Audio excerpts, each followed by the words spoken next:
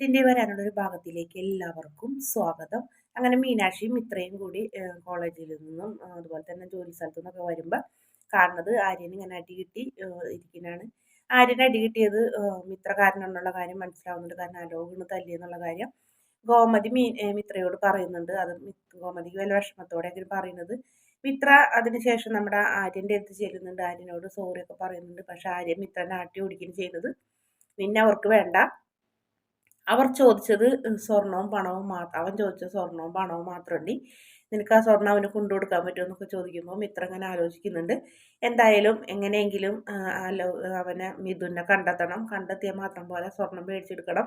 അത് കൃഷ്ണമംഗലത്തുകാർക്ക് കൊണ്ടുകൊടുക്കണം. എന്നാലേ ഈ പ്രശ്നം അവസാനിക്കൂ എന്നൊക്കെ പറഞ്ഞിട്ട് അങ്ങനെ ഒരു ഭാഗമുണ്ട്. പിന്നെ അതുപോലെ തന്നെ ആര്യം കിടന്ന് ഉറങ്ങുന്ന സമയത്ത് നമ്മുടെ ബാലൻ വരുന്നുണ്ട്. ബാലൻ വന്നിങ്ങനെ കണ്ണീരോടുകൂടി കഴിഞ്ഞിട്ട് കണ്ണൊക്കെ നിറഞ്ഞ് ബാലൻ്റെ കണ്ണിൽ നിന്ന് കണ്ണീര് ആര്യൻ്റെ മേത്തേക്ക് വീഴുന്നുണ്ട്.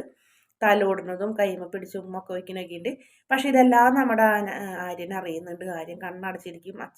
ആര്യൻ കണ്ണ് തുറക്കുമ്പോൾ അച്ഛനിഞ്ഞ് ചമ്മണ്ടാന്ന് വിചാരിച്ചിട്ട് ആര്യൻ കണ്ണടച്ചിരിക്കുകയാണ്. ബാലൻ പോയതിന് ശേഷം ആര്യൻ കണ്ണ് തുറന്ന കാഴ്ച കാണും. ആര്യന് വല്ലാത്ത വിഷമമൊക്കെ ആവുന്നുണ്ട്. പിന്നീട് കുറച്ച് നാൾ കഴിയുമ്പോഴത്തേനും നമ്മുടെ ആനന്ദിന് കല്യാണാലോചന അല്ല, കല്യാണം ശരിയായി. നല്ലൊരു പെൺകുട്ടീനെ തന്നെ ആനന്ദിന് കിട്ടുന്നുണ്ട്. നല്ല സാമ്പത്തികവും സ്വർണ്ണമൊക്കെ ഉള്ള വീട്ടിൽ നിന്ന് ആനന്ദ് കല്യാണം കഴിക്കാൻ പോകണം. അങ്ങനെ ആനന്ദിൻ്റെ കല്യാണമായപ്പോൾ മീനാക്ഷിയുടെ വീട്ടുകാർ വരുന്നുണ്ട്. മീനാക്ഷിയുടെ വീട്ടുകാർ വന്ന് മീനാക്ഷിക്ക് സ്വർണ്ണമൊക്കെ കൊടുക്കുന്നുണ്ട്. മീനാക്ഷിയുടെ സ്വർണം അതുപോലെ തന്നെ പണവും ഒക്കെ മീനാക്ഷിനെ ഏൽപ്പിക്കുന്നുണ്ട്. അങ്ങനെ ആനന്ദിൻ്റെ കല്യാണത്തിന് അടിച്ച് പൊളിച്ച് ആഘോഷിച്ച് സൂപ്പറായി നടക്കാനുള്ള ഒരു ചാൻസ് മീനാക്ഷിക്ക് കിട്ടും, സ്വർണവും കാര്യങ്ങളൊക്കെ. അതുപോലെ തന്നെ ഗോമതിക്കും ഒക്കെ ഉണ്ടല്ലോ. പക്ഷെ നമ്മുടെ മിത്രയ്ക്ക് മാത്രം സ്വർണ്ണങ്ങളൊന്നുമില്ല. ഉണ്ടായിരുന്നത് മുഴുവൻ മിഥുൻ കൊണ്ടുപോയി. പിന്നെയാണെങ്കിൽ ആര്യന് പുതിയത് മേടിച്ചു കൊടുക്കാനുള്ള കഴിവും കപ്പാസിറ്റിയും ഒന്നും ഇല്ലാത്തത് കൊണ്ട് തന്നെ മിത്രയ്ക്ക് ഒന്നുമില്ല. ഒരു കുഞ്ഞു മാലയും ഒരു ചരടും മാത്രം ഇട്ടായിരിക്കും നടക്കുക. എന്തായാലും അപ്പുറത്തെ വീട്ടിൽ കല്യാണമുള്ള കാര്യങ്ങളൊക്കെ അറിയുന്നുണ്ട് എല്ലാവർക്കും. പിന്നെ മീനാക്ഷിയുടെ അമ്മ വന്നതും മീനാക്ഷിയുടെ അമ്മ സ്വർണം കൊടുത്തതുമായ കാര്യങ്ങളൊക്കെ നമ്മുടെ കൃഷ്ണമംഗലത്തുകാർ, അതായത് ആണുങ്ങളല്ല, അവർ മിത്രയുടെ അമ്മയും ചെറിയമ്മയും അച്ഛമ്മയൊക്കെ അറിയുന്നുണ്ട്. അപ്പം മിത്രയ്ക്ക് എന്തെങ്കിലും കൊടുക്കണം എന്നൊരാഗ്രഹമൊക്കെ ഉണ്ടായിരുന്നു അവർക്ക്. പക്ഷെ അത് കൊടുക്കാനൊരു മാർഗവും ഒന്നും ഉണ്ടായിരുന്നില്ലല്ലോ. അതുകൊണ്ട് തന്നെ അച്ഛമ്മയും പറയും, നമുക്ക് മിത്രയ്ക്ക് എന്തെങ്കിലും ഒരിത്തിരി സ്വർണം കൊടുക്കാം മോളെ. എന്തായാലും ആ സ്വർണ്ണമൊക്കെ അവരുടെ കയ്യിൽ നിന്ന് പോയിട്ടുണ്ടാവും, വെറുതെ പറഞ്ഞതൊന്നും ആവില്ല എന്നൊക്കെ പറഞ്ഞ് അങ്ങനെ മുത്തശ്ശി അങ്ങനെ പറഞ്ഞപ്പോൾ എന്നാൽ പിന്നെ ആരും അറിയാണ്ട് എൻ്റെ സ്വർണം തന്നെ കൊടുക്കാമെന്ന് നന്ദിത തീരുമാനിക്കുന്നുണ്ട്.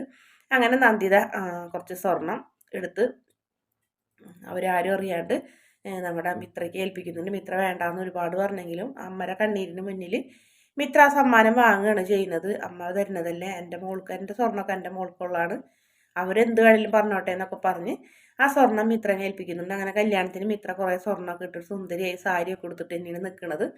വന്ന പെൺകുട്ടിക്കാണെങ്കിൽ നിറച്ച് സ്വർണ്ണമൊക്കെ ഉണ്ടാവും. അപ്പോൾ ആ പെൺകുട്ടി വീട്ടിലേക്ക് കയറി പോണതൊക്കെ അച്ഛമ്മ കാണുന്നുണ്ട്. ഇപ്പുറത്തെ വീട്ടുകാരെ കല്യാണമൊന്നും പറയില്ല. അങ്ങനെ അച്ഛമ്മ നന്ദിതനോട് പറയുന്നുണ്ട്, ആനന്ദിൻ്റെ പേരക്കുട്ടിനെ കണ്ടോ എന്നൊക്കെ ചോദിക്കുമ്പോൾ കണ്ടു, ആനന്ദിൻ്റെ പെണ്ണിന് ഒരുപാട് സ്വർണ്ണമൊക്കെ ഉണ്ട്, നല്ല പെൺകുട്ടീന്, എന്തായാലും എൻ്റെ ഗോമതി ഭാഗ്യം ചെയ്തവളാണ്, 3 മരുമക്കളും ഒന്നിനൊന്നും മെച്ചം നല്ല പെൺകുട്ടികൾ എന്നൊക്കെ പറഞ്ഞ് അച്ഛമ്മ സന്തോഷിക്കുമ്പോൾ ചെറിയമ്മ പറയുന്നുണ്ട്, എന്തായാലും മിത്രയ്ക്ക് ആ സ്വർണം കൊടുത്തത് നന്നായി, അതുകൊണ്ട് തന്നെ ഇപ്പം മിത്രയ്ക്കും സ്വർണ്ണം ഇടാറായില്ല, അല്ലെങ്കിൽ എല്ലാവരും സ്വർണ്ണം ഇടുമ്പോൾ മിത്ര മാത്രം അങ്ങനെ നിൽക്കൂലേ എന്ന് പറയും. ചേച്ചി അങ്ങനെ ഒരു മനസ്സ് കാണിച്ചതിൽ നന്നായി എന്നൊക്കെ പറയുന്നുണ്ട്. എന്തായാലും അതിനുശേഷം നമ്മുടെ ദേവമംഗലത്ത് വലിയ സന്തോഷമാണ്. കാരണം ആനന്ദിൻ്റെ പെണ്ണ് നല്ല പെണ്ണിന് നല്ല സ്നേഹവും കാര്യങ്ങളൊക്കെ ഉള്ള പെണ്ണാണ്. എന്നാൽ ഇടയ്ക്ക് മിത്രനോട് ചോദിക്കുന്നുണ്ട്, അപ്പുറത്തുള്ള നിങ്ങളുടെ വീട് ഓടിപ്പോന്നതാണല്ലേ എന്നൊക്കെ ചോദിക്കും. അപ്പോൾ ഇതേപോലെ കല്യാണം കഴിക്കാനുള്ള ഭാഗ്യമൊന്നും ഉണ്ടായില്ല എന്നൊക്കെ ചോദിക്കുന്നുണ്ട് ഫസ്റ്റ് ദിവസം തന്നെ. അതെന്തായാലും ഇത്രയ്ക്ക് ഇച്ചിരി വിഷമമൊക്കെ ഉണ്ടാക്കുന്നുണ്ട്. പിന്നീട് മണിയറൊക്കെ ഒരുക്കി നല്ല സൂപ്പറായിട്ട് മണിയറൊക്കെ ഒരുക്കി ചേട്ടന്മാരും അല്ല അനിയന്മാരെല്ലാവരും കൂടി ഇരുന്നിട്ടാണ് മണിയറ ഒരുക്കിയത്. അതിനുശേഷം മണിയറയിലേക്ക് കൊണ്ടുപോകുമെങ്കിലും പെണ്ണ് കിടന്നുറങ്ങുന്നൊക്കെ ഒരു ഭാഗമുണ്ട്. കാരണം ആനന്ദിനെ നമ്മുടെ ബാലൻ പണ്ടത്തെ കഥ പറയാൻ വേണ്ടി പിടിച്ചിരുത്തി ആദ്യരാത്രി കൊളാക്കുന്നുണ്ട്. 1900 കല്യാണം കഴിച്ചിട്ട് നമ്മുടെ ബാലൻ തന്നെ ആ കല്യാണം കൊളാക്കുന്നുണ്ട്. അതുപോലെ തന്നെ ആ പെൺകുട്ടി നമ്മുടെ മീനാക്ഷിനേക്കാളും മിത്രനേക്കാളും നന്നായി കുടുംബത്തെ പണി കാര്യങ്ങളൊക്കെ ചെയ്യുന്ന ഒരു പെൺകുട്ടീനെ, എല്ലാ പണിയും കൊടുക്കുന്ന ബാലൻ ഒരുപാട് ഇഷ്ടമാണ്.